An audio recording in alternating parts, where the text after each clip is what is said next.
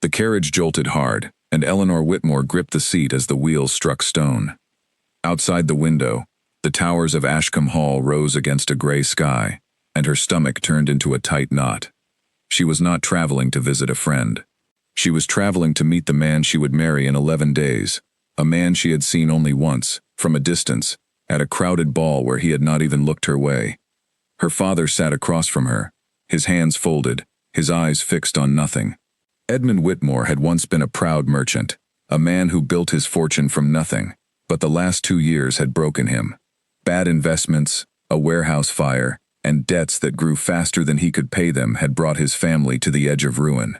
Duke Sebastian Ashcombe held those debts now. And Duke Sebastian Ashcombe had made his price clear. Marry my daughter, and every debt disappears. Eleanor had said yes, because there was no other answer to give. Her mother had wept with relief when the arrangement was settled, and her younger brother, only 12 years old, had been told he could stay in school because of it. She could not undo that. She would not undo that. But sitting in this carriage, watching the towers grow larger, she felt something cold settle into her chest, a feeling she could not name yet, though she would come to know it well. "You are quiet," her father said. "I am thinking," Eleanor answered. "About the wedding? About him." Her father shifted in his seat. "The Duke is a serious man. Serious men make good husbands. They do not waste money on foolish things. They do not gamble. They protect what belongs to them." Eleanor almost laughed at the last sentence, though nothing about it was funny. What belongs to them? She wondered if her father heard himself. The carriage passed through iron gates, taller than any she had seen before, each topped with a sharp point like a spear. Servants in black coats stood in 2 straight lines outside the entrance, unmoving, as though carved from stone. Not one of them smiled. Not one of them looked at the carriage with curiosity, the way servants usually did when new guests arrived. They simply waited, silent and still, and Eleanor understood in that moment that this house ran on rules she did not yet know. A tall man stepped forward as the carriage stopped. He wore black, as the others did, but there was something different in the way he carried himself, a straightness in his spine that made him seem taller than he truly was. His face was handsome in a sharp, cold way, all edges and shadows, and his eyes swept over the carriage the way a merchant examines goods before deciding on a fair price. "Duke Ashcombe," her father said, climbing down first and bowing low. "Thank you for receiving us." "Mr. Whitmore," the Duke's voice was even and quiet, but it carried across the courtyard without effort. "And this must be Miss Whitmore." Eleanor stepped down from the carriage without help, though a footman rushed forward too late to offer his arm. She curtsied, keeping her eyes low as she had been taught, though she raised them again quickly, because she wanted to see his face when he looked at her. His gaze moved over her the same way it had moved over the carriage, assessing, measuring. There was no warmth in it, but there was no cruelty either, not yet. Just a cold kind of interest, as though he were checking whether a purchase matched its description. "You are smaller than I expected," he said. Eleanor felt her father tense beside her. "Your Grace, I assure you, she is in perfect health, strong enough for—" "I was not questioning her health, Mr. Whitmore." The Duke's eyes did not leave Eleanor's face. "I was simply noting an observation. There is a difference." "Of course, Your Grace." Eleanor said nothing. She had decided, somewhere between the gate and this moment, that she would not speak unless spoken to directly. Not because she had been told to, but because she wanted to watch this man before she gave him any part of herself, even her words. "Come inside," the Duke said. "We will discuss the arrangements." The inside of Ashcombe Hall was even colder than the courtyard. Everything gleamed, polished to perfection, but nothing felt lived in. No flowers sat in the vases, no books lay open on the tables. No small signs of a life being lived, only the appearance of order, kept so precisely that Eleanor wondered if anyone actually breathed within these walls. They were led to a study where a fire burned low, and the Duke gestured for them to sit. He did not sit himself. He stood near the fireplace, one hand resting on the mantel, looking down at them both as though from a great height, though the room was not large enough to explain the feeling. "I have reviewed the marriage contract with my solicitor," the Duke said. "The terms are simple. Upon the marriage, your debts are cleared in full, Mr. Whitmore. Your daughter becomes Duchess of Ashcombe. In exchange, She will conduct herself according to the standards of this house. Naturally, her father said quickly. Eleanor is a well-mannered girl. She will make a fine duchess. I am certain she will learn to. The Duke finally looked at Eleanor again. There are things you should understand now, before the wedding, so there is no confusion later. In this house, I make decisions. My wife does not argue with me in front of others. She does not question my judgment on matters of the household, the estate, or our future children. She dresses as I see fit for public occasions. She attends the events I choose to attend. This is not cruelty, Miss Whitmore. It is order. A house without order falls apart, and I do not intend for my house to fall apart. Eleanor felt her father's hand twitch beside hers, a small movement that told her he wanted to speak, to smooth things over, but she spoke first, before she could stop herself. And what does my husband owe to me, in this arrangement? The room went silent. Her father's face went pale. But the Duke did not look angry. He looked, for a brief moment, almost amused, the way a man might be amused by a child asking a clever question far beyond her years. Your husband owes you his name, his protection, and his fortune, the Duke said. That is more than most women receive in a lifetime. It is not the same as what you asked of me. No, he agreed. It is not. Marriage is not always equal, Miss Whitmore. It is a partnership of purpose, not of feeling. I would rather be honest with you now than let you imagine something that does not exist. Eleanor held his gaze. Something in her wanted to look away, the old habit of obedience pressing down on her shoulders. But she forced herself to stay steady. Then I thank you for your honesty, Your Grace. You are welcome. Her father let out a breath, clearly relieved that the conversation had not turned into a disaster. He began speaking again about wedding details, about guest lists and travel arrangements, and the Duke answered him with the same even tone he had used throughout, but Eleanor barely listened. She was watching the fire instead, watching the way it burned low and controlled, never rising too high, never given room to spread. That was this house, she realized. Everything here was kept low and controlled. Even the fire was not allowed to be fully itself. Later that evening, after her father had gone to rest, and the servants had shown her to a guest room decorated in pale blue and silver, Eleanor stood by the window and looked out over the gardens. They were beautiful in the moonlight, perfectly trimmed hedges forming neat rows, a fountain at the center that had been shut off for the season. Beautiful, but silent. Nothing moved. Nothing grew wild. Even the gardens obeyed. A knock came at her door. She expected a servant, perhaps bringing tea, but when she opened it, she found a young woman about her own age, dressed simply, with kind eyes and a nervous smile. Forgive me for intruding, miss, the woman said quietly. My name is Grace. I am to be your lady's maid, if it pleases you. It pleases me very much, Eleanor said, stepping back to let her in. Please, come inside. Grace entered and closed the door softly behind her, glancing over her shoulder first, as though checking that no one else was in the hallway. That small movement told Eleanor more than any words could. Even the servants here watched their steps carefully. I only wish to introduce myself before tomorrow, Grace said, and to say, if I may be so bold, that I am glad you have come, miss. Glad? Eleanor tilted her head. Why glad? Grace hesitated, twisting her hands together. This house has been very quiet for a long time. Too quiet, if I am honest. Perhaps it needs someone who is not afraid to speak. Eleanor studied her for a moment. Are you afraid to speak, Grace? Everyone here is afraid to speak, miss. Grace's voice dropped even lower. It is not my place to say more than that. But I thought you should know, before you decide anything further, that this house is not what it appears to be from the outside. The gardens are beautiful. The rooms are grand. But nothing here is truly free, not even the flowers, if you understand my meaning. Eleanor's chest tightened. I think I am beginning to understand. Grace curtsied quickly, as though she had already said too much, and slipped out of the room, leaving Eleanor alone with her thoughts and the silent, moonlit garden below. She thought of her mother's tears of relief. She thought of her brother's school fees, paid in full.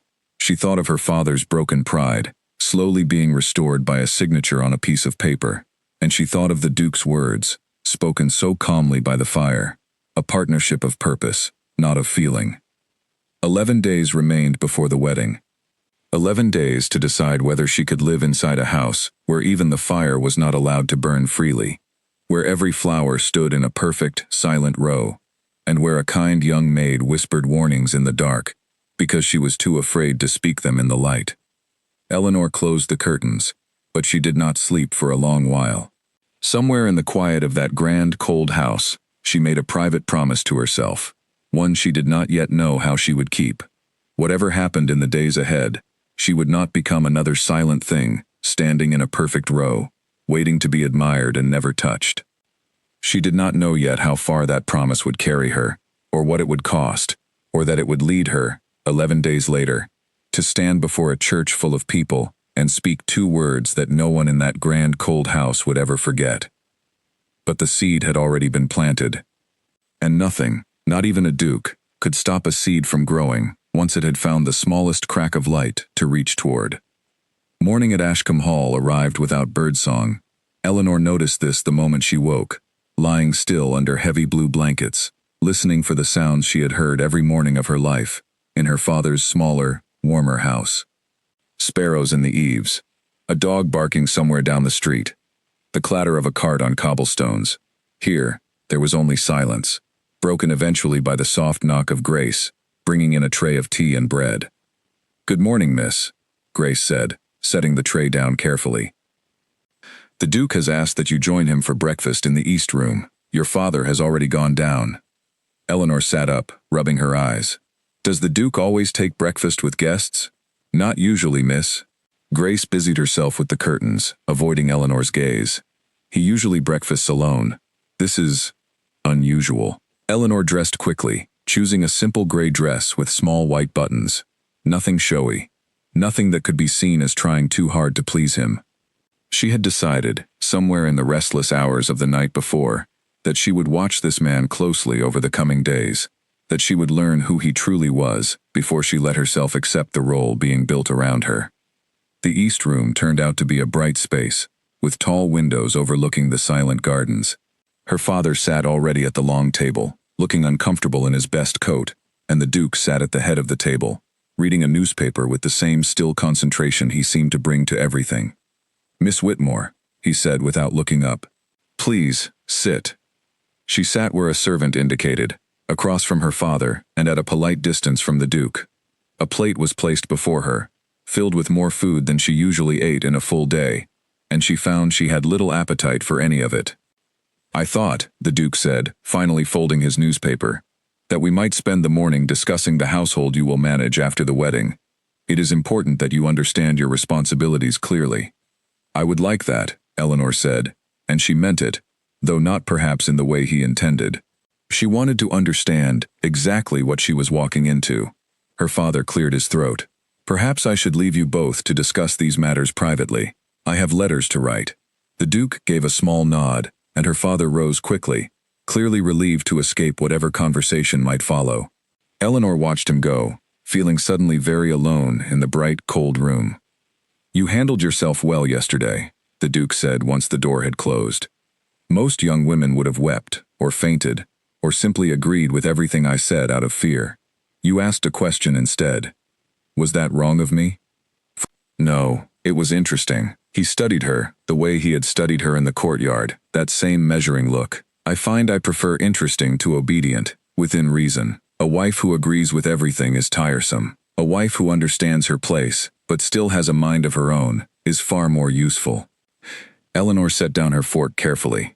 "Useful, Your Grace?" "Forgive the word. I meant valuable." He took a sip of his tea. "Let me be plain with you, Miss Whitmore.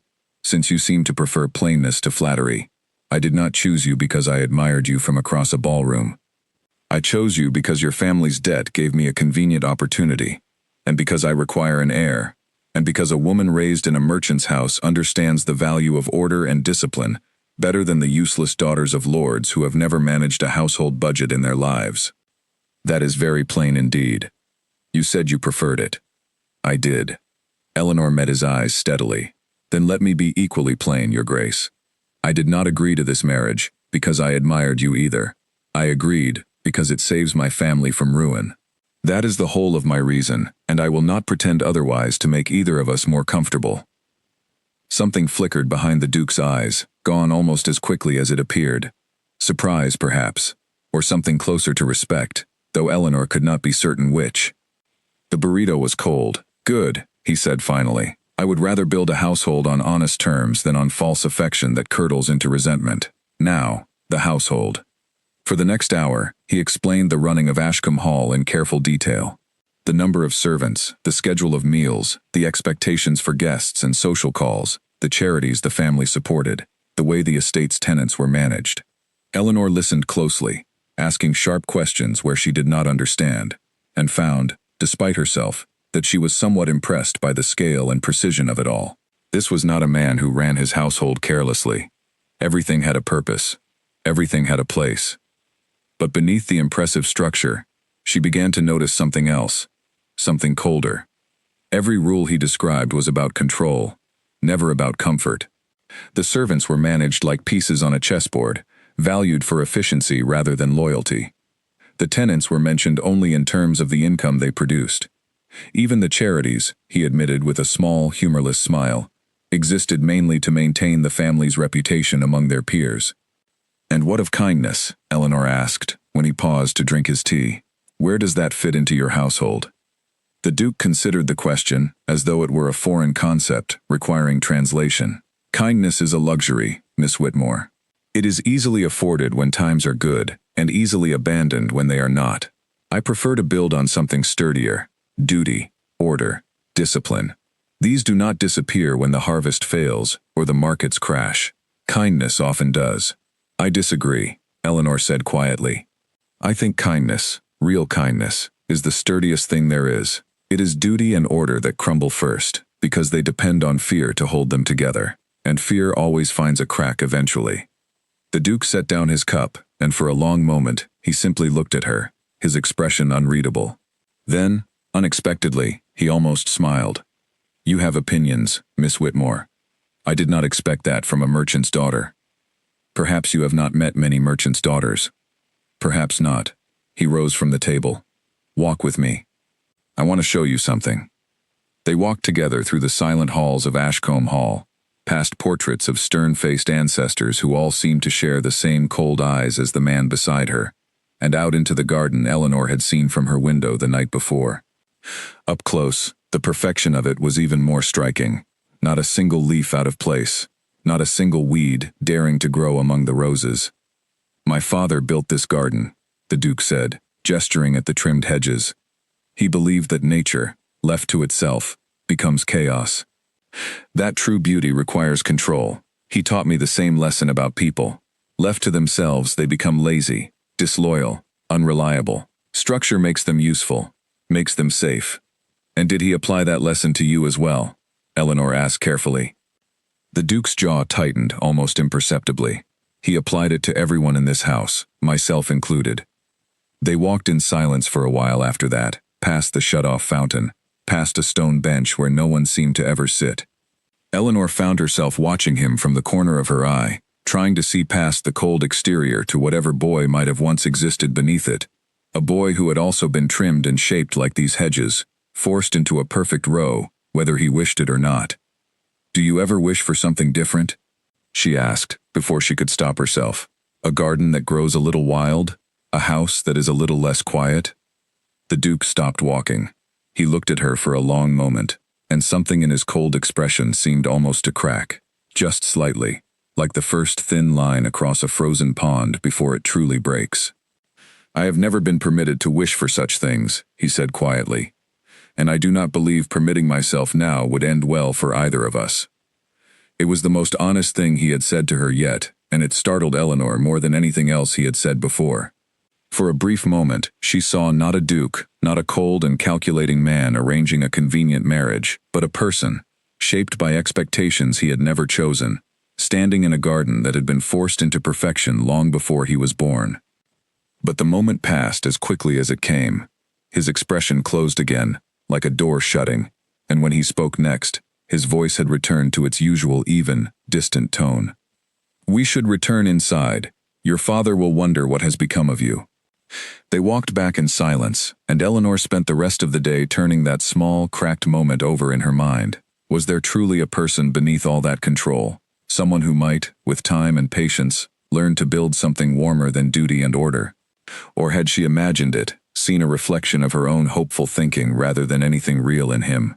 That evening, Grace came to help her prepare for bed, and Eleanor could not resist asking, "Grace, has the Duke always been this way? Cold, I mean, controlled?" Grace paused in brushing Eleanor's hair, her reflection in the mirror thoughtful. "I have only worked here 3 years, miss, so I cannot speak to his whole life.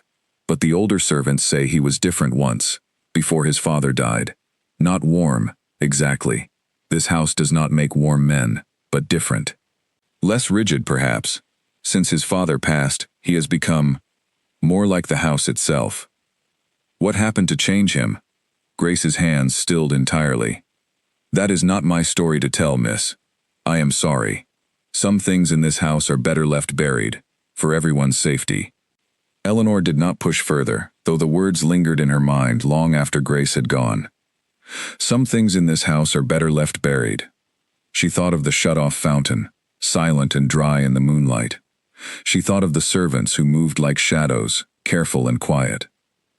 She thought of the crack she had seen in the Duke's expression, gone as quickly as it had appeared. 10 days remained before the wedding. Eleanor lay awake again that night, no longer certain whether she was preparing to marry a monster, a wounded man, or something far more complicated than either. But one thing had become clear to her in the space of a single day. Whatever Duke Sebastian Ashcombe truly was beneath his careful, controlled surface, she would need to see it clearly before she stood at that altar and gave him her name. Because a house that buried its secrets so carefully, she thought, staring up at the dark ceiling, was a house that had learned long ago how much could go wrong when the truth was allowed to grow wild and free. And Eleanor Whitmore, despite every lesson in obedience she had ever been taught, had never once in her life been very good at leaving buried things alone. Rain fell against the tall windows of Ashcombe Hall on the third morning, a steady gray curtain that turned the perfect gardens into a blur of dripping green. Eleanor stood at her window watching it, grateful for once that the weather matched her mood rather than mocking it with false cheerfulness. 9 days remained before the wedding, and she had not yet learned what she needed to know. She decided that morning to explore the house on her own, without waiting for an invitation or an escort. If secrets were buried here, she reasoned, they would not be found in the polished rooms meant for guests. They would be found in the quieter corners, the places no one thought to hide because no one expected anyone to look. Grace had gone to attend to other duties, and her father remained in his room, still recovering from the long journey and the strain of the arrangement. Eleanor slipped out of her guest room and into the wide, silent corridor, her footsteps soft against the thick carpet. She passed the grand staircase, the formal drawing room, the study where she had first spoken with the Duke. Further down, past a turn she had not explored before, the corridor grew narrower, and the portraits on the walls grew older, their frames tarnished, their painted faces faded by time. She paused before one particular portrait, a woman with kind eyes and a soft smile, so different from the stern ancestors she had seen elsewhere in the house.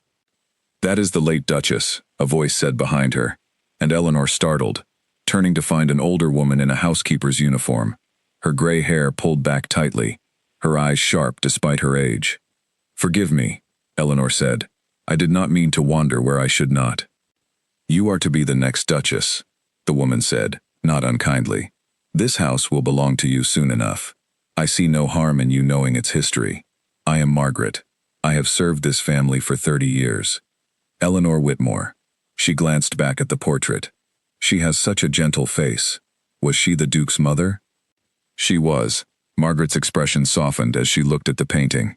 Lady Beatrice, the kindest woman who ever walked these halls. She planted the roses in the East Garden herself, back when this house still had flowers that were allowed to bloom as they pleased, before everything was trimmed into rose. Something in Margaret's tone caught Eleanor's attention. What happened to her? Margaret glanced down the corridor, as though checking they were truly alone, and lowered her voice. "She died when the young master was 16. A fever, the doctors said, though there were some who whispered it was a broken heart, worn down by years of unhappiness in this marriage. The old Duke was not a cruel man in the way some are cruel, not with his fists, but with his coldness, his endless demands for perfection. He wore her down slowly, over many years, until there was nothing left of the woman in that portrait but a shadow of herself. Eleanor felt a chill that had nothing to do with the rain outside. And Sebastian, the current Duke, he watched this happen? He watched everything, miss. From the time he was old enough to understand what he was seeing, and when his mother died, his father did not comfort him. He told him that grief was a weakness, that a duke could not afford weakness, and that the boy should learn from his mother's fate rather than mourn it. Learn that softness leads to ruin. Eleanor's chest ached with an unexpected sympathy she had not expected to feel for the cold man she had spoken with in the garden.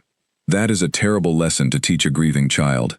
It was, Margaret agreed, and he learned it well, perhaps too well. By the time his father died 5 years later, the young master had already become the man you see now. Careful, controlled, never allowing himself the smallest crack of feeling, because he watched feeling destroy his mother, piece by piece, year by year. Is there no part of him left that remembers her, that remembers what warmth felt like, before he learned to fear it? Margaret studied Eleanor for a long moment, her sharp eyes seeming to weigh something carefully. I have wondered that myself, miss, more times than I can count. He still tends her roses himself, every spring, though he never speaks of why. Perhaps that tells you something. Perhaps it tells you nothing at all. I have served this family 30 years, and I still could not say for certain which. Eleanor looked back at the portrait of Lady Beatrice, at her gentle smile, and thought of the shut-off fountain in the garden, silent all winter, waiting perhaps for someone willing to turn it back on. Thank you for telling me this, Margaret. Be careful with that knowledge, miss. Margaret's voice grew firmer. The Duke does not know that I speak of his mother to guests. If he learns I have told you these things, it will not go well for me. I tell you only because I hope, perhaps foolishly, that a woman who asks questions, instead of simply obeying, might be exactly what this house has needed for a very long time. I will keep your confidence, Eleanor promised. Margaret nodded once and continued down the corridor, leaving Eleanor alone again, with the portrait of the gentle-faced Duchess who had been slowly worn away by coldness and duty. Eleanor stood there a long while, thinking of everything Margaret had told her, feeling the weight of it settle into her understanding of the man she was set to marry. It did not excuse the coldness she had witnessed in him. It did not make his talk of obedience and ownership any easier to accept, but it gave her a thread to follow, a possibility that beneath the trimmed hedges and the shut-off fountains, something in him still remembered what it meant to grow wild, to bloom without permission, if only someone dared to give him a reason to try again. That afternoon, the rain finally stopped, and Eleanor found herself drawn back to the garden, this time alone. She walked past the roses Margaret had mentioned, noticing now how carefully they were pruned, how perfectly maintained, and yet how they still managed to bloom in soft, full clusters of pink and white, more alive somehow than anything else in the garden's rigid symmetry. She found the Duke there, kneeling beside the rose beds, his coat removed, his sleeves rolled up, a small pair of shears in his hand. He looked entirely different like this, without the formal coat and the careful posture, and for a moment, Eleanor simply watched him, unnoticed, as he trimmed a dead branch away with careful, practiced movements. "You garden yourself," she said finally, stepping closer. "I did not expect that." The Duke looked up, startled, and for the first time since she had met him, something like embarrassment crossed his features before he quickly smoothed it away. "It is a small task. I do not require the gardener's help for it. They are beautiful roses. My mother planted them." He looked back down at the flowers, his voice quieter than she had heard it before. "I keep them alive because it seems important that something in this garden should still choose to grow the way it wishes, rather than the way it is told to." Eleanor's breath caught slightly. It was the closest he had come to admitting the very thing she suspected lived somewhere beneath his cold exterior. "Margaret told me about your mother," she said gently. "I hope you do not mind. I asked about the portrait, and she felt I should know." The Duke's hands stilled over the roses. For a long moment he said nothing, and Eleanor worried she had overstepped, that she had pressed a wound too soon, too carelessly. But when he finally spoke, his voice held no anger, only a tired sort of resignation. "She should not have told you, but I suppose it does not matter now. You would have learned eventually, one way or another. This house does not keep its secrets as well as my father believed it did." "I am sorry," Eleanor said, "for what happened to her. and for what it cost you. Do not be sorry." He rose to his feet, brushing dirt from his knees, his composure returning like a mask, sliding back into place. "It taught me how the world truly works. Softness is a luxury the powerful can afford to demand from others, but rarely afford to keep for themselves. I choose not to make my mother's mistake." "Her mistake was not softness," Eleanor said, her voice steady, despite the risk she felt in speaking so plainly. "Her mistake, if we must call it that, was marrying a man who could not value softness without breaking it. That is not the same lesson you have taken from her story, Your Grace, though I understand why it might feel that way to a grieving child who had no one to explain the difference." The Duke's eyes met hers, sharp and searching, as though trying to determine whether she spoke from genuine understanding or simply from a clever tongue eager to win an argument. Whatever he found in her expression seemed to unsettle him, because he looked away first, back toward the roses, his jaw tight. "You speak as though you understand grief intimately, Miss Whitmore. I understand watching someone I love be worn down by circumstances beyond their control," Eleanor said quietly. "My father was once a proud, confident man. I have watched these past 2 years slowly hollow him out, debt by debt, until the man who raised me barely resembles the man who now bows his head to men like you. I do not compare our griefs as equal, but I understand enough to recognize the shape of it in your eyes, Your Grace, even when you try very hard to hide it." The silence between them stretched long and taut, filled only by the distant sound of dripping water from the recent rain. Finally, the Duke let out a breath, something almost like a laugh, though it held no real humor in it. "You are a very unusual woman, Eleanor Whitmore." It was the first time he had used her given name, and something about hearing it in his voice, without the formal title attached, sent an unexpected warmth through her chest, quickly followed by wariness. She could not afford to grow fond of glimpses and cracks in a mask that might close again at any moment. "I am simply an honest one," she said. "You said yourself you preferred honesty to flattery." "I did say that." He picked his coat back up from where it hung over a nearby bench, sliding it on with practiced efficiency, and just like that, the careful Duke returned, the gardener disappearing back beneath layers of duty and control. "We should return inside before your father grows concerned." They walked back together in a silence that felt different from before, less guarded, though still uncertain. Eleanor glanced back once at the roses, blooming freely despite every careful trim that shaped them, and wondered whether it was possible for a man raised entirely on coldness and control to learn, even now, even this late, how to let something in his life grow a little wild. She did not yet know the answer, but for the first time since her carriage had passed through those tall iron gates, she found herself hoping, cautiously, quietly, that the answer might someday be yes. 8 days remained before the wedding, and Eleanor Whitmore returned to her room that evening, with far more questions than she had carried out that morning, though perhaps, she thought, watching the last gray light fade from her window, a few of the answers had finally begun to take root. The warmth Eleanor had felt in the garden did not last through the following morning. She woke to raised voices echoing faintly through the halls, sharp and controlled but unmistakably angry, coming from somewhere below her window. By the time she had dressed and made her way downstairs, the voices had stopped, but the tension remained, thick in the air like smoke after a fire has been put out too quickly to clear the smell. She found Grace in the hallway outside the kitchens, her eyes red, her hands trembling slightly as she folded a stack of linens that did not need folding. "Grace, what has happened?" Grace glanced around quickly before answering, her voice barely above a whisper. "One of the younger footmen, William, broke a vase this morning while cleaning. An old vase, from the Duke's grandmother. The Duke dismissed him on the spot. Miss? No warning, no second chance. William has served this house 4 years, and now he has nowhere to go and no reference to carry with him." Eleanor felt the warmth from yesterday's garden conversation curdle into something colder in her stomach. Over a vase? Surely there was some other way to handle such a mistake. "That is simply how it is here, miss." Grace's voice held no surprise, only a weary resignation that told Eleanor this was far from the first such incident. Mistakes are not tolerated. The Duke says a household run on excuses becomes a household run on chaos. I have seen 3 others dismissed this way since I began working here. It is why everyone moves so carefully, so quietly. No one wishes to be the next mistake. Eleanor thought of the shears in the Duke's careful hands the day before. the roses trimmed exactly as his mother had once wanted them, the softness she had glimpsed so briefly in his eyes. It seemed impossible that the same man could dismiss a servant of 4 years over a single broken vase without a moment's hesitation.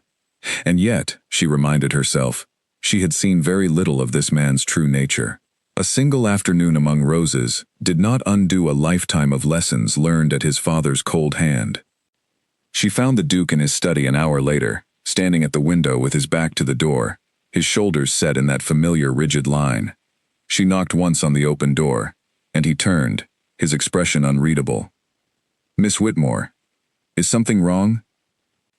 "I heard that a footman was dismissed this morning." "William, yes." The Duke's voice remained even, as though discussing the weather. "He broke a piece belonging to my grandmother. Careless handling. It cannot be tolerated. He has served this house 4 years, from what I understand. Surely one mistake, in 4 years of service, does not erase everything that came before it." The Duke studied her for a long moment, and Eleanor saw something shift behind his eyes, a wariness returning that she thought had begun to fade the day before. "You question my management of my own household, Miss Whitmore, on your 4th day as a guest in it. I am not questioning your right to manage it, Your Grace. I am questioning whether this particular decision was wise or simply harsh. There is no difference between the two, in a household such as this." He turned back toward the window. "If I forgive one mistake, I must forgive the next, and the next after that, until there is no discipline left at all, only excuses and broken things left uncorrected. I told you before, kindness is a luxury. I choose order instead, because order does not abandon a household when times grow difficult." "And what of mercy?" Eleanor pressed, stepping further into the room despite the warning tightness in his shoulders. "Is there no room in your order for mercy, Your Grace? You showed mercy to my father's debts, in your own way, by offering this arrangement instead of ruin. Was that not a kind of mercy?" "That was a transaction," the Duke said sharply, turning back to face her, his composure cracking just slightly at the edges. "It benefited me as much as it benefited your family. Do not mistake it for kindness, Miss Whitmore. I do not deal in kindness. I deal in what is useful, what is orderly, what protects this house and its name. William's dismissal protects the standard every servant in this house must uphold. If you cannot understand that distinction, then perhaps you understand less about the running of a great house than I had begun to hope." The words landed like a slap, though he had not raised his voice at all. Eleanor felt her cheeks flush, more from anger than embarrassment, and she held her ground despite the sudden coldness radiating from him. "I understand the distinction perfectly well, Your Grace," she said, her voice steady despite the storm building inside her. "I simply believe you have chosen the wrong side of it. A house built entirely on fear may stand very straight and very tall, but it will never truly be a home. It will only ever be a very well-organized cage."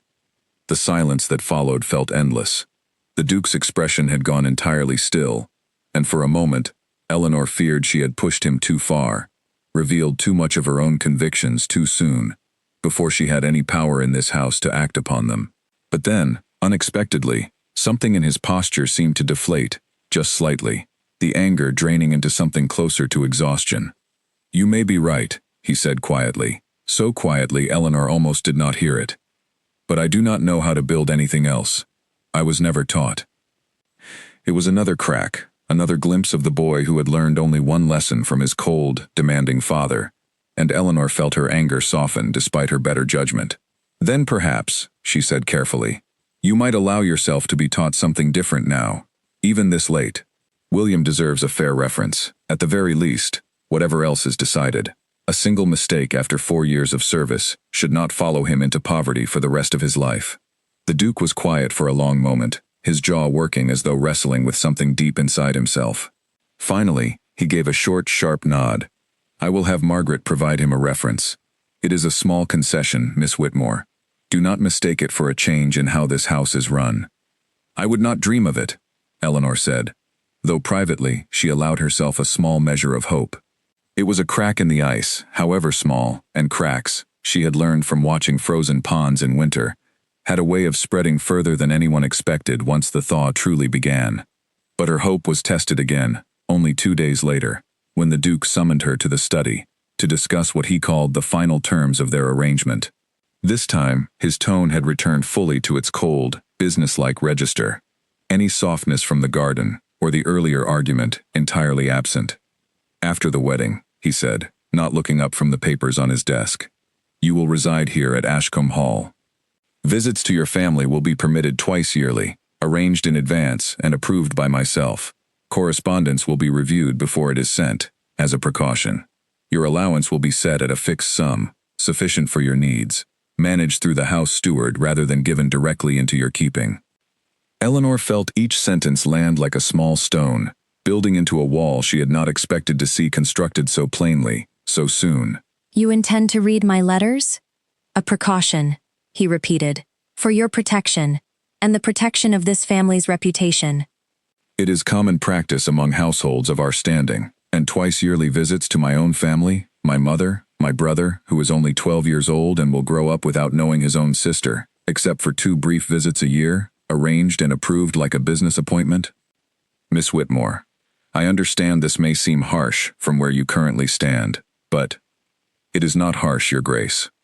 Eleanor's voice had gone very quiet, very still, the way a room grows quiet just before a storm breaks fully loose. "It is a cage. You spoke to me of mercy and order, and the value of discipline, but this is not discipline. This is control, dressed carefully in the language of protection, and I begin to wonder whether that was your intention, from the very first moment we met in that courtyard." The Duke finally looked up from his papers, and something flickered across his face, something that might have been guilt, or might simply have been irritation at being questioned so directly. "Every wife in my position lives under similar terms, Miss Whitmore. I am not inventing cruelty specifically for you.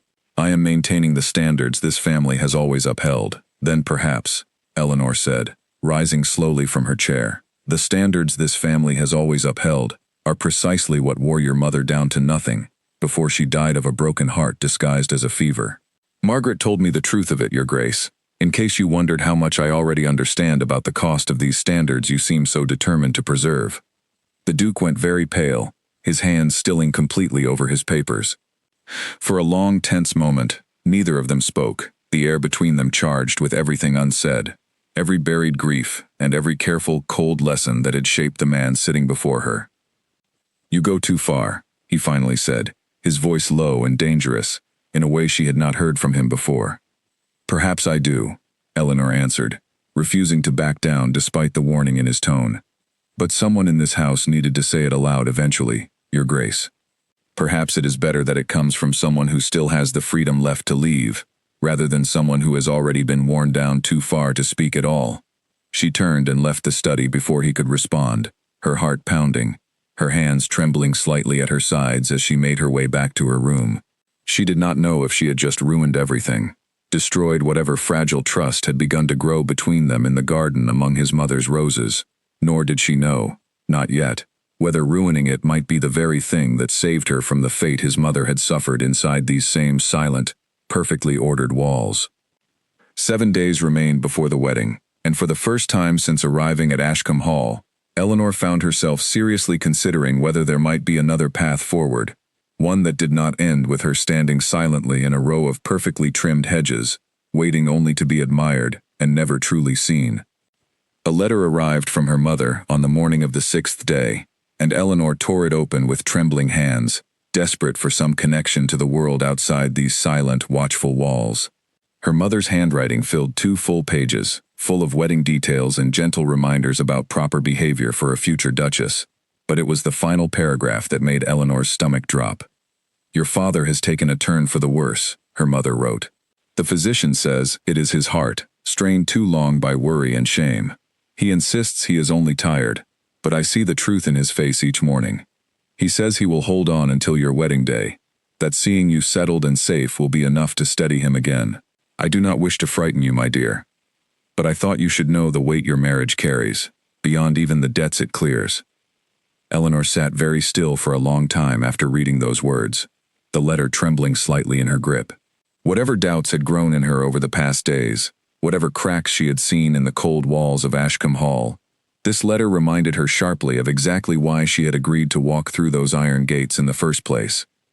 Her father's health, already fragile from years of shame and worry, now hung in the balance alongside everything else, She found Grace later that morning and could not keep the worry from spilling out. "My father is unwell," she said quietly, sitting on the edge of her bed while Grace arranged fresh flowers, real ones this time, brought in from the hothouse rather than cut from the two perfect garden beds. "My mother believes he holds on only for this wedding." Grace's kind face softened with sympathy. "I am sorry, miss.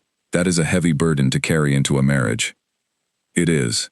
Eleanor twisted the letter in her hands. "I do not know what to do, Grace. Every day I spend in this house, I find another reason to fear the life waiting for me here. And yet every letter from home reminds me why I cannot simply walk away from it." Grace was quiet for a moment, arranging the flowers with careful attention, before she spoke again, her voice low and hesitant, as though testing whether it was safe to say more than she usually allowed herself. "May I speak freely, miss? Truly freely. Not as a servant speaks to her mistress, but as one woman speaks to another. Please. You are not the first young woman to stand in this house, wondering whether she could survive what waited for her here." Grace set down the flowers and met Eleanor's eyes directly. "Before you, there was Miss Charlotte Ainsworth. She was engaged to the Duke nearly 2 years ago, before his father's estate had even fully settled into his hands. A love match, or as close to one as this family has ever known. I was newly hired then, but I remember her well. She was warm and bright, and she made this house feel almost alive for a season." Eleanor's breath caught. "What happened to her?" "She broke the engagement 3 weeks before the wedding," Grace said. "No one knows exactly why, not for certain, though there was much whispering among the staff at the time. Some say she discovered the terms he intended to set for their marriage, terms much like the ones he has described to you. Others say she witnessed something between him and his father before the old Duke's death, something that frightened her badly enough to run without looking back. Whatever the truth, she left in the night, without a word to anyone, and the Duke has never spoken her name since." "Did anyone ever hear from her again? Was she safe?" "She married a country doctor within the year, from what I have heard, and by all accounts she is happy. She escaped this house, miss, and built a life of her own choosing instead." Grace hesitated, then added carefully, "I do not say this to frighten you further, or to tell you what choice to make, only so that you know, whatever you decide, you would not be the first woman brave enough to walk away from these gates if you found the courage the moment required." Eleanor sat with this new knowledge for a long while after Grace had gone, turning it over alongside her mother's worried letter, alongside the cold terms the Duke had laid out in his study, alongside the small, fragile cracks of warmth she had glimpsed among his mother's roses. Two paths seemed to stretch before her now, each one heavy with consequence. Marry him, save her family, and risk becoming another Lady Beatrice, worn down slowly by coldness and control, until nothing remained but a portrait for future strangers to wonder about. Or refuse, save herself, and risk her father's failing heart, her family's ruin, her mother's tears turned from relief into despair. That evening, she sought out the Duke in his study once more, though this time she came not to argue, but to understand, truly understand, before she allowed herself to decide anything further.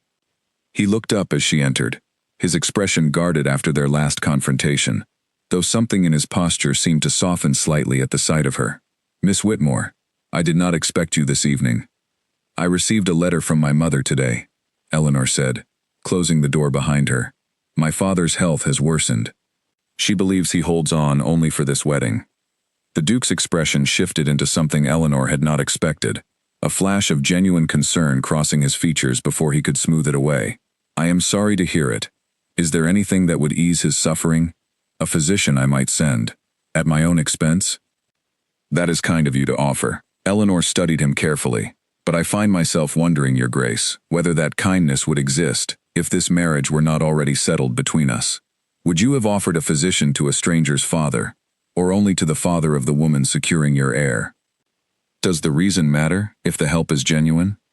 "It matters to me," Eleanor said quietly, "because I am trying to understand whether there is any true kindness left in you at all, or whether everything, even your gentlest gestures, exists only in service of order and usefulness. I heard today about Charlotte Ainsworth." The Duke went very still, the way he had gone still when she mentioned his mother days before. "Who told you that name?" "It does not matter who told me. What matters is whether it is true. Did she leave because of the terms you intended to set for your marriage?" Because of something she witnessed between you and your father before his death? For a long moment, Eleanor thought he would refuse to answer, that he would retreat behind the cold, distant mask he wore so easily. But instead, he set down his pen, folded his hands together on the desk, and spoke with a weariness that seemed to age him years in an instant. "She left because she saw my father strike me," he said quietly.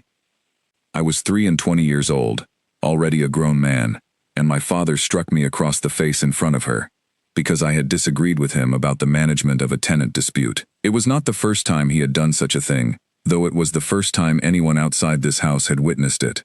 Charlotte looked at me afterward with such pity, such horror, that I could not bear to see it reflected in her eyes ever again. When she broke the engagement 3 weeks later, I told myself it was for the best, that she deserved better than a house shaped by such violence and coldness. I have believed that ever since." Eleanor's heart ached at the image his words painted, a grown man struck by his own father, humiliated before the woman he had chosen to love, left afterward to carry both the physical sting and the deeper wound of being seen so completely broken. "I am sorry," she said softly. "Truly sorry that such things happened to you, and that you learned from them only how to build higher walls, rather than how to tear such cruelty down entirely. What else was I meant to learn from it?" His voice cracked slightly, the first true crack Eleanor had heard in his composure since arriving at Ashcombe Hall. "My father ruled through fear his entire life, and this house never crumbled beneath him. It only ever crumbled the people inside it, one at a time, quietly, so quietly that no one outside these walls ever truly understood what was happening until it was already far too late to help." "Then do not become him," Eleanor said, stepping closer to his desk, her voice gentle but firm. "You have a choice now that he perhaps never gave himself the courage to make. You can continue building higher walls, tighter rules, colder terms, and become exactly the man who struck you across the face for daring to disagree. Or you can choose, even now, even after everything you were taught, to build something different. Something that does not require fear to hold itself together." The Duke looked up at her, and for the first time since she had met him, his eyes held something raw and unguarded, something close to desperation. "I do not know if I am capable of building anything different, Eleanor. I have tried, in small ways. The roses, this conversation, even. But every time I imagine loosening my grip on the order I have built, I feel my father's voice in my head, telling me that softness only ever leads to ruin." "Your mother was soft," Eleanor said quietly, "and she was not ruined by her softness, Your Grace. She was ruined by a man who could not value it, who ground it down deliberately because he feared what it revealed about his own weakness. That is not the same lesson as the one you have carried all these years, though I understand why grief made it feel that way to a child who had no one to explain the difference clearly." They sat in silence for a long moment, the fire crackling low and controlled in the hearth beside them, and Eleanor wondered if she had finally reached something true beneath all his careful armor, or whether the walls would simply close again once the conversation ended and the demands of duty reasserted themselves. "I cannot promise you I will change easily," the Duke finally said, "but I will promise you this. I will reconsider the terms I described to you, the correspondence, the visits, the allowance. I will not pretend to abandon every rule this house has ever known in a single evening, because I do not yet know how to build something entirely new without some structure to guide me. But I will try to build it with you, rather than simply imposing it upon you, if you are still willing to stand beside me tomorrow at the altar." It was not everything Eleanor had hoped to hear, but it was more honesty and more willingness than she had expected from the cold, measuring man who had first looked her over in the courtyard like a purchase to be examined. She left his study that night, with her heart still uncertain, still torn between hope and fear, between her father's failing heart and her own growing sense that something inside these walls, something buried deep beneath years of cruelty and cold control, might yet be worth saving. She did not sleep well that night, tossing between dreams of Lady Beatrice's gentle, faded portrait and Charlotte Ainsworth's brave escape into the dark. 6 days remained before the wedding, and Eleanor Whitmore still did not know, as the candle finally burned down to nothing beside her bed, which of those two women's paths she was truly destined to follow. The morning of the wedding arrived, with a sky so blue and clear that Eleanor almost resented it, as though the weather itself had failed to understand the weight pressing down on her chest. She stood before the tall mirror in her dressing room at Ashcombe Hall, watching Grace fasten the final pearl buttons at the back of her gown, and tried to steady the trembling in her hands by pressing them flat against the silk.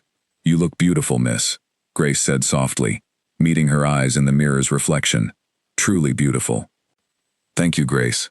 Eleanor studied her own reflection, searching for some sign of the decision she still had not fully made, though the hour for making it had nearly run out. 6 days had become one day, and one day had become this single, gleaming morning, and still she did not know with certainty which path she would walk when the moment finally arrived. Her mother arrived shortly after, her eyes bright with tears that seemed to hold both joy and something more complicated beneath the surface. "Eleanor, my darling girl, your father is here, waiting downstairs. He insisted on coming, despite the physician's concerns. He would not miss this day for anything in the world." "How is he, truly?" Eleanor asked, turning from the mirror.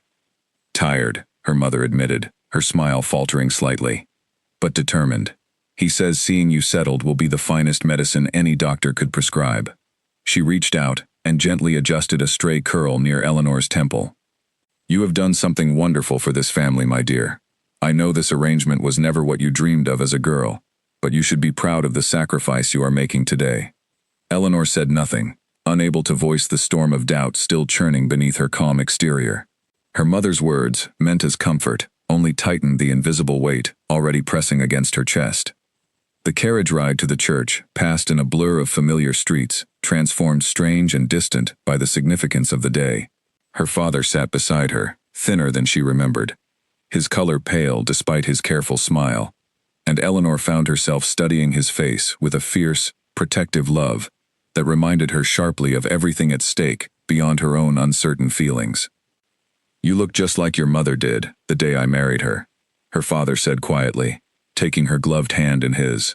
"I am sorry, Eleanor. Sorry that this day comes with debts and arrangements rather than simple happiness. You deserved better than what circumstances forced upon our family."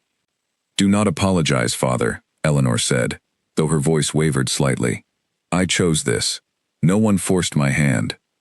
"Perhaps not with words," he said, his eyes searching hers with unexpected clarity, as though seeing through her careful composure for the first time in weeks.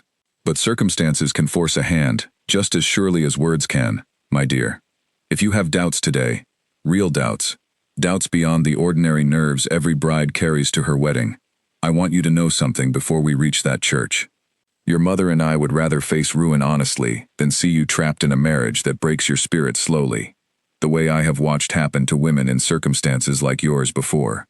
Whatever debts remain unpaid, we will find another way to bear them. Do you understand me?"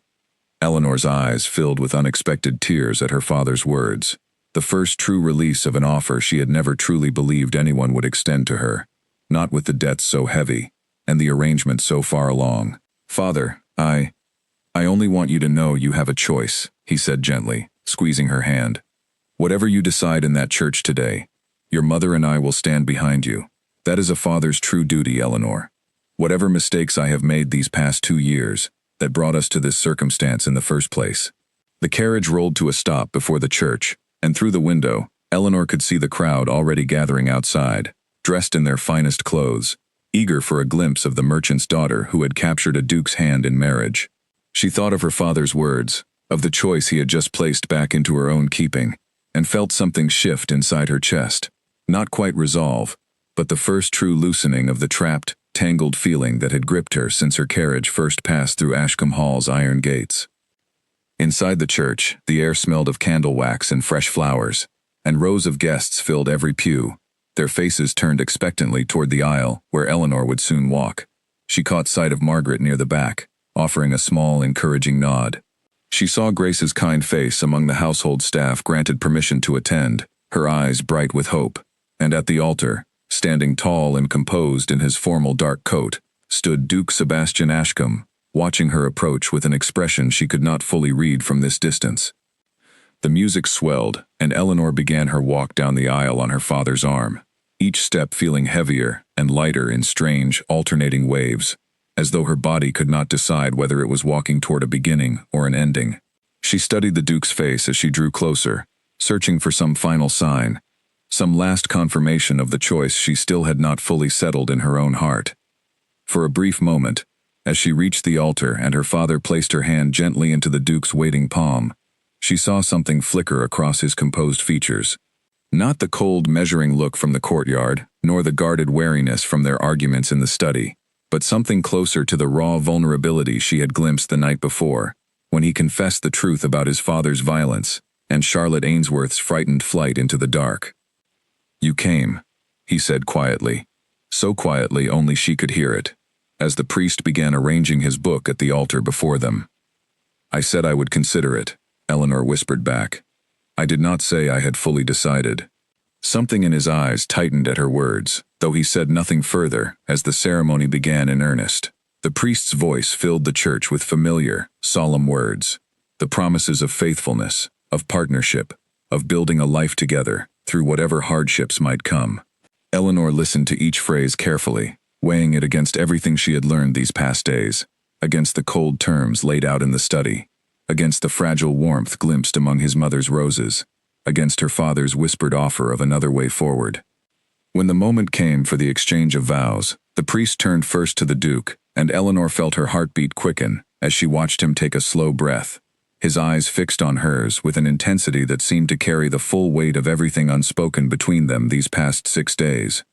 He began the traditional vows as expected, his voice steady and clear, promising faithfulness, promising protection, promising to honor her before God and this gathered company. But then, as he neared the end of his recitation, he paused, and something shifted in his expression, a hardness returning, that Eleanor recognized immediately, as the old walls reasserting themselves, perhaps out of fear, perhaps out of habit, too deeply carved to abandon even now, even here, even after everything. "And I expect obedience," he said, his voice carrying clearly through the silent church, each word deliberate and final, as though he needed to say it aloud one last time, to convince himself of the order he still believed he required to survive. "In this house, as in this marriage, order must be maintained. I expect my wife's obedience, in all things, as she has been taught to give it." The church fell into a stunned, uncomfortable silence. Eleanor heard her mother's soft gasp from the front pew, saw the priest's uncertain glance toward his prayer book, as though searching for guidance on words that had never appeared in any ceremony he had performed before. She saw Margaret's face fall in quiet, resigned disappointment near the back of the church, and Grace's hopeful expression crumble into something close to grief. But Eleanor's own gaze remained fixed on the Duke's face, searching one final time for any sign of the man who had knelt among his mother's roses, who had confessed his father's cruelty with a cracked and trembling voice, who had promised, only the night before, to try building something different alongside her, rather than simply imposing the same old order upon her without question. She found only walls. Only the cold, measuring look from the courtyard, returned now, at the very altar where he had promised, however imperfectly, to try. Whatever courage had flickered in him during their quiet conversations these past days had failed him now, at the moment when the whole world was watching, when the weight of his father's lessons pressed down harder than any private confession ever could. Eleanor felt the church holding its breath around her, waiting to see what the merchant's daughter would say in response to such a public, startling demand. She felt her father's hand tighten slightly where it still rested near her shoulder, a silent reminder of the choice he had placed back into her keeping only minutes before. She felt Grace's hopeful eyes, and Margaret's resigned ones, and her mother's trembling breath, all of it pressing against her chest in a single, overwhelming moment of decision. And somewhere beneath all of it, quiet and clear, despite the storm of expectation surrounding her, Eleanor Whitmore finally felt the last of her doubt settle into something solid and certain, something she recognized, with a strange and sudden calm, as her answer. The priest cleared his throat nervously, glancing between them both. "Miss Whitmore, do you take this man to be your lawfully wedded husband?" The entire church leaned forward, almost as one, waiting for the words everyone assumed would follow, the quiet acceptance expected of every bride who had ever stood at this altar before her. Eleanor looked once more at the Duke's face, at the cold walls he had chosen, at the very last moment, to keep standing rather than tear down, and opened her mouth to answer. "I do not," Eleanor said. The words rang through the silent church with a clarity that seemed to surprise even herself, though her voice did not shake. She felt the entire congregation freeze around her, a collective intake of breath so sharp it seemed to steal the air from the whole building at once. The priest's mouth fell open slightly, his prayer book slipping in his grip. Somewhere behind her, she heard her mother's soft cry, quickly muffled, and she thought she heard, beneath it, something that might have been relief rather than despair. The Duke's face went white, then flushed, his composure shattering in real time, before the entire gathered assembly of lords, ladies, and curious onlookers who had come to witness what they believed would be a joyful union. "Eleanor," he said, his voice low and urgent, no longer the cold, measured tone of the altar's vows, but something closer to genuine alarm. "What are you saying?" "I am saying exactly what I mean, Your Grace." Eleanor turned to face him fully, her chin lifted, her voice carrying clearly, despite the trembling she now allowed herself to feel, now that the words were finally spoken, and could not be unsaid. "You asked for my obedience, in front of God and every person gathered here, as though it were a simple thing you were owed, rather than something that must be earned, or given freely, or not given at all.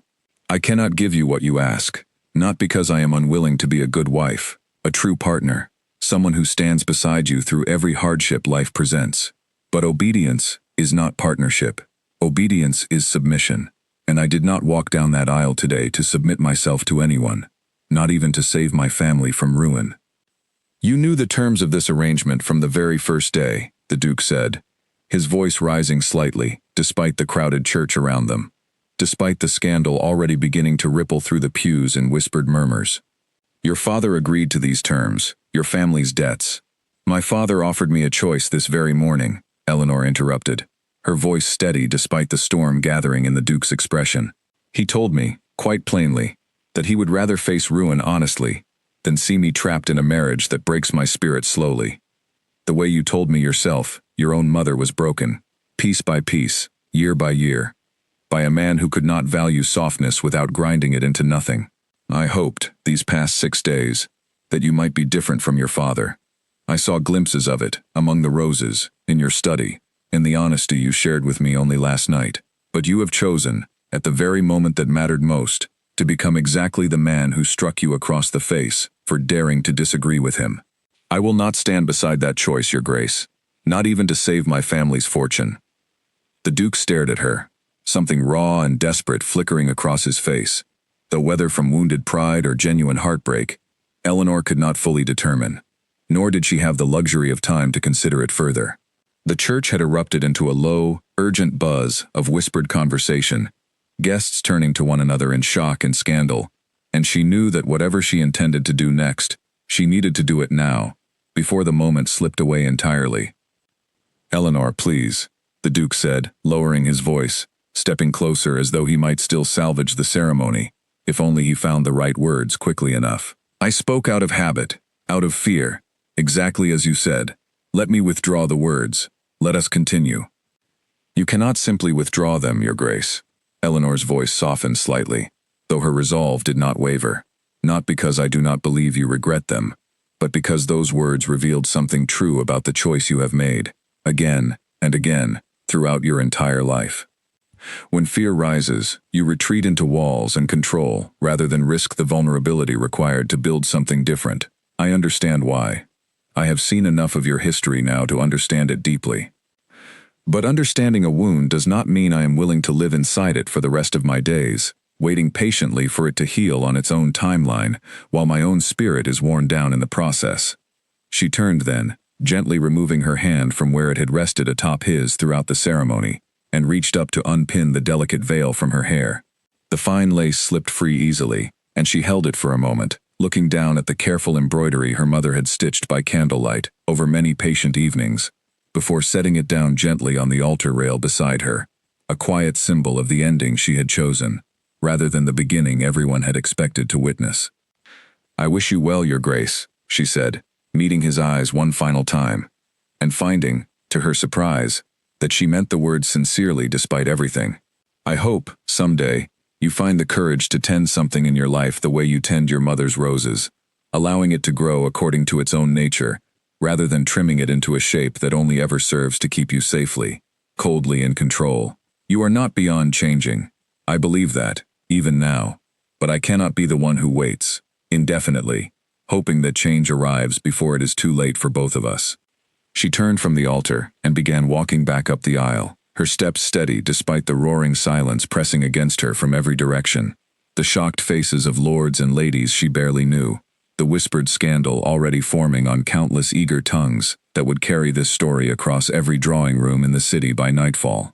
She did not look back at the Duke, though she felt his eyes following her the entire length of the church, felt the weight of his stunned silence pressing against her shoulders like a physical thing. Her father met her partway down the aisle, his face pale with shock, but his eyes, when they met hers, holding something unmistakably close to pride.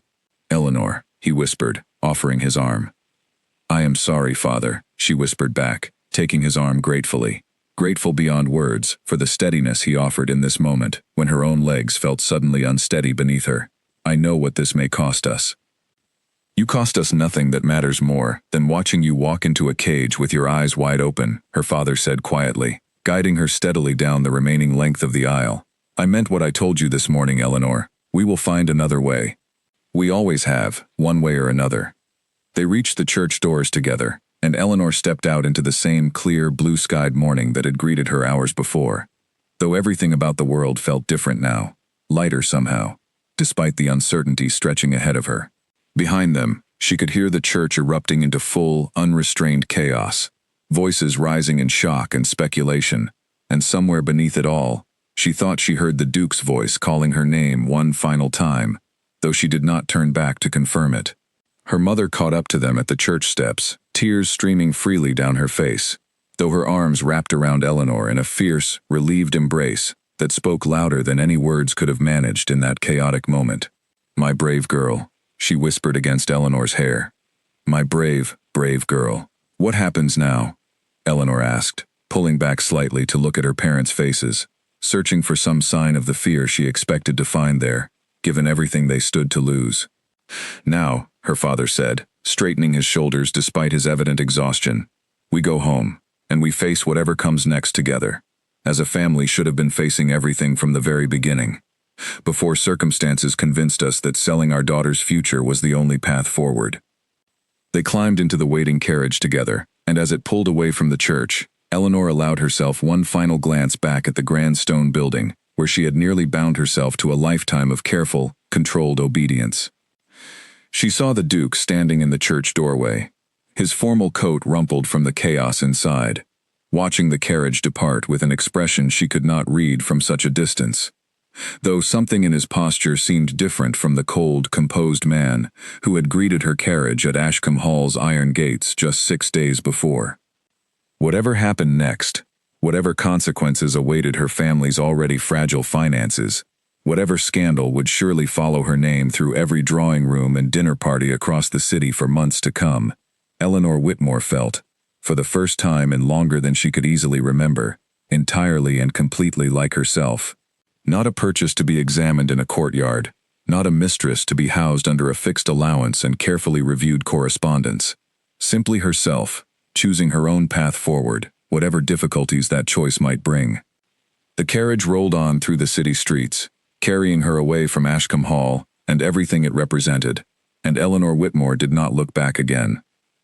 The scandal reached every corner of the city before the sun had fully set on the day Eleanor Whitmore walked out of Ashcombe Hall's grand church.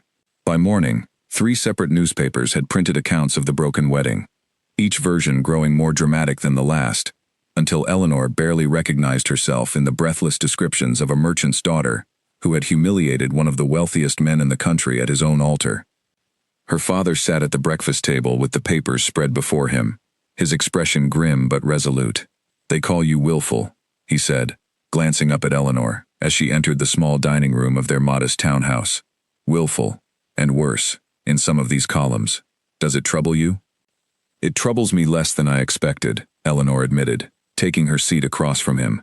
"I imagined I would feel shame reading such things, but instead, I mostly feel relieved that I am not currently sitting in a cold study at Ashcombe Hall, being told my correspondence will be reviewed before it leaves the house." Her father allowed himself a small, tired smile, though the worry lines around his eyes had deepened noticeably since the wedding. "The debts remain, Eleanor. I will not pretend otherwise. The Duke's solicitor sent word yesterday, confirming that the arrangement is void, given the broken vows. We face the same ruin we faced before this entire affair began. Perhaps worse now, given the public humiliation attached to our name. Eleanor had known this reckoning would come, had known it from the very moment she spoke those 2 words at the altar, but hearing it stated so plainly, still settled heavily in her chest. Then we must find another way, Father. You promised me that morning we would find one, together. I did promise that. He folded the newspaper closed, setting it aside with a deliberate motion. And I intend to keep my word, though I confess, I do not yet know precisely how. Our warehouse remains empty since the fire. Our creditors will not wait indefinitely, especially now that the entire city knows our family's fortune was meant to be rescued by a marriage that never came to pass. It was Margaret, of all people, who arrived at their door 3 days later with an unexpected solution. She had left Ashcombe Hall's service, she explained, standing rather stiffly in the Whitmore family's modest front hall, no longer able to remain in a household where her small betrayal in sharing the late Duchess's story had apparently reached the Duke's ears, whether through Eleanor's own words or through some other channel Margaret had not fully determined. I did not come merely to explain my departure, Margaret said, once Eleanor had invited her to sit and offered tea. I came because I believe you may be able to help each other, in a manner neither of you has yet considered. I do not understand, Eleanor said. I have served great households for 30 years, Miss Whitmore. I understand exactly how such households are managed, down to the smallest detail of budgets, staffing, and the delicate art of maintaining appearances, while quietly solving problems before they become disasters. Margaret's sharp eyes softened slightly. Your father's warehouse burned, but his knowledge of trade did not burn with it. I have connections among several households currently seeking reliable merchants for imported goods, households that would happily overlook a temporary scandal in exchange for fair prices and honest dealing. If your father is willing to rebuild in a smaller, more careful fashion, I believe I can direct several promising contracts his way. Eleanor's father, who had entered the room partway through this conversation, leaned forward with the first genuine spark of hope Eleanor had seen in his eyes for many months. You would do this for us, Mrs. Margaret, after everything that has happened? I would do this, Margaret said firmly, because I spent 30 years watching a good woman be worn down to nothing inside those walls, and I have spent the 6 days since watching a young woman find the courage to walk away, before the same fate could claim her. I consider that worth a great deal more than my continued comfortable position in a household that no longer wished to hear uncomfortable truths. Over the following weeks, Margaret's connections proved as valuable as promised, and Edmund Whitmore began the slow, careful work of rebuilding his trade on a smaller scale, one honest contract at a time. Eleanor found herself drawn increasingly into these efforts, first helping with correspondence and record-keeping, then gradually taking on more significant responsibilities, as her father's health, though still fragile, seemed to steady somewhat, under the renewed sense of purpose and hope. It was during this period that Eleanor met Henry Ashford, a young solicitor who had been engaged to help formalize several of the new trade contracts Margaret had arranged. He arrived at the Whitmore townhouse on a bright autumn afternoon, carrying a leather satchel full of papers and an easy, unguarded smile that struck Eleanor as remarkably different from the careful, measuring expressions she had grown accustomed to at Ashcombe Hall. Miss Whitmore, he said, bowing politely as she showed him into her father's small study. I understand you have been managing much of the correspondence for these new arrangements. I confess, I am relieved to find someone who understands the details so thoroughly. Your father's previous clerk, if I understand correctly, was rather less organized. My father's previous clerk left when the warehouse burned, Eleanor said, allowing herself a small smile at the memory of the chaos those first weeks after the fire had brought. I have simply tried to bring some order back to our affairs since then. You have succeeded admirably, from what I can see. Henry glanced around the small study, noting the neatly organized ledgers and correspondence files Eleanor had assembled over the preceding weeks.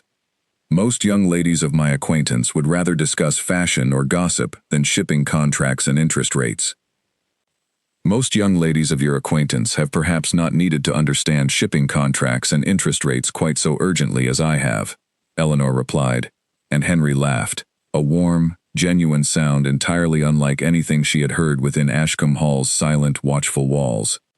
Their meetings continued over the following months, as the trade contracts required regular review and adjustment, and Eleanor found herself increasingly looking forward to Henry's visits, not merely for the practical assistance he provided, but for the easy, respectful manner in which he treated her opinions and observations. He never once suggested that her involvement in her father's business affairs was inappropriate or unusual for a woman. Instead, he seemed genuinely to value her insight, often asking her assessment of a particular contract's terms before finalizing his own recommendations. "You have a sharp mind for business, Miss Whitmore," he told her one afternoon, as they reviewed the details of a new arrangement with a spice merchant recently returned from the eastern trade routes. "I have worked with many merchants over the years, and few of them read a contract as carefully as you do."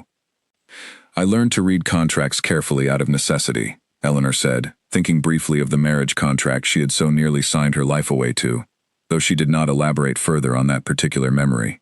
"It seemed a valuable skill worth developing, once I understood how much could hide within careful, complicated language." Meanwhile, word occasionally reached the Whitmore household regarding Duke Sebastian Ashcombe, though Eleanor found she no longer sought out such news as eagerly as she might have expected in the weeks immediately following her departure from his altar. Grace, who had also left Ashcombe Hall's service shortly after Margaret's own departure, visited occasionally, bringing whatever fragments of information she had gathered from her remaining contacts among the household staff. "He has become even more withdrawn since the wedding," Grace reported during one such visit, several months after the scandal had first broken across the city's newspapers.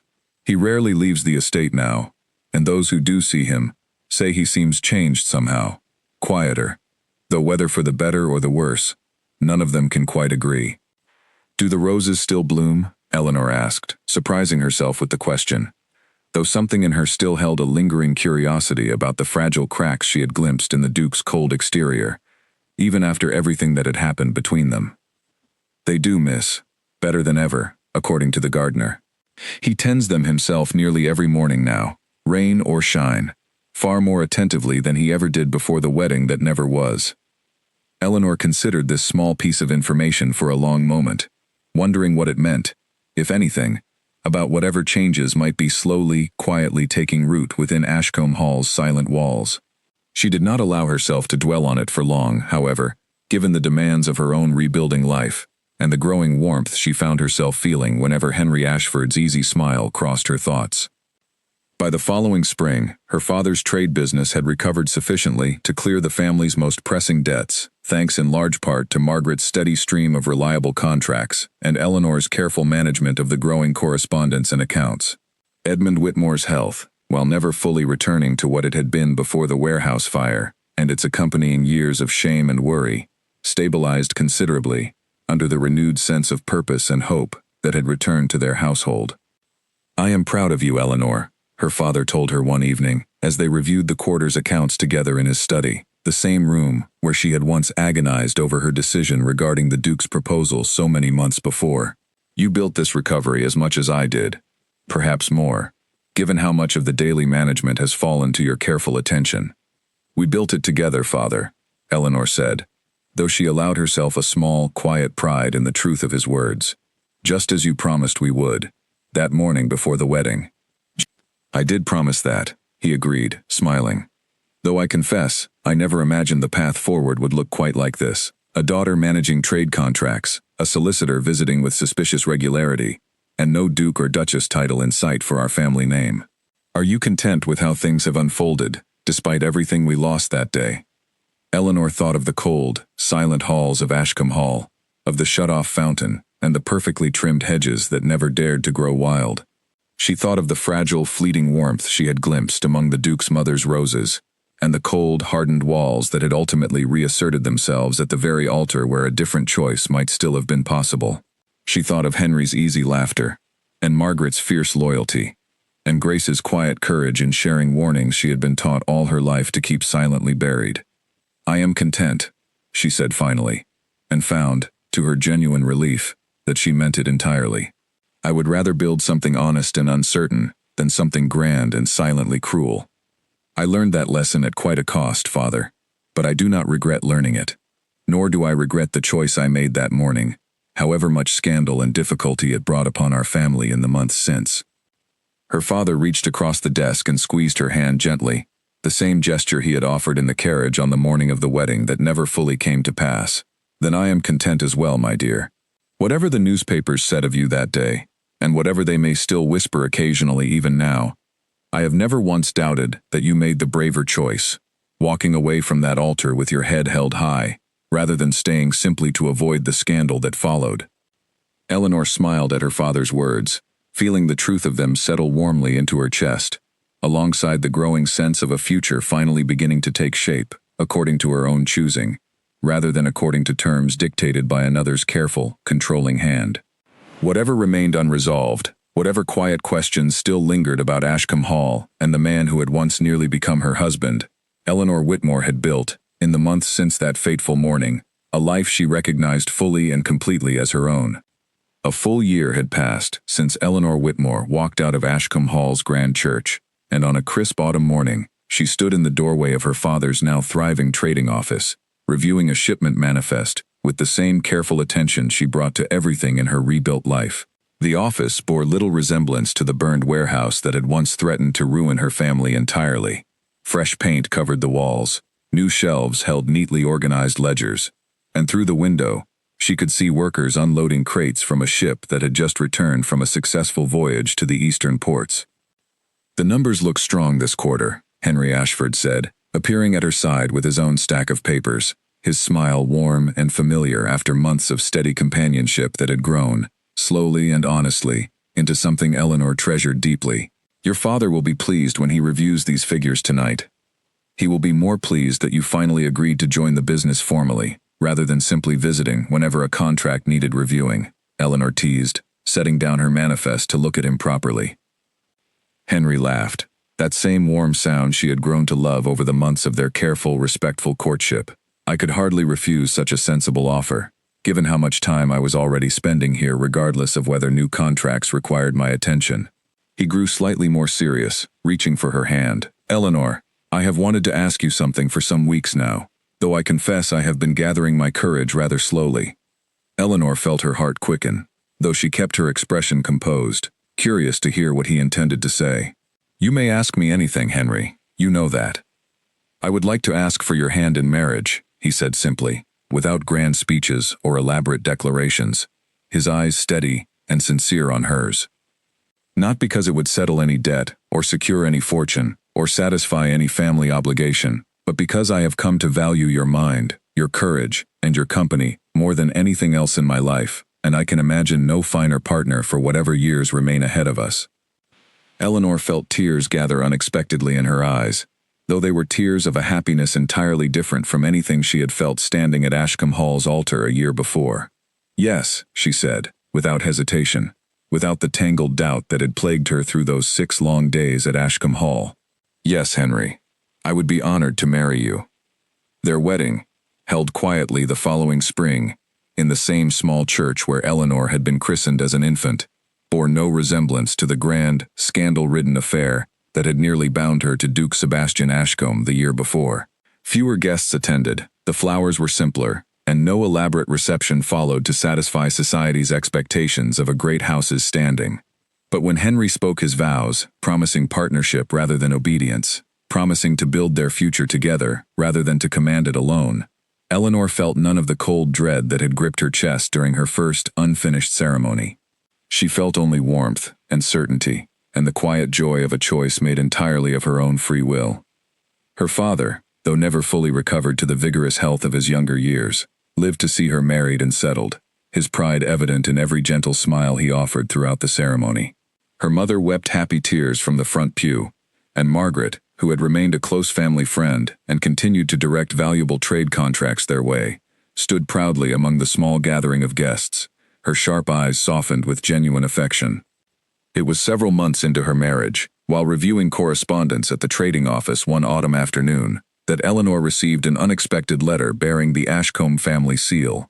Her hands trembled slightly as she broke the wax and unfolded the pages within, uncertain what she might find after so much time had passed without any direct communication between herself and the man she had left standing at his own altar.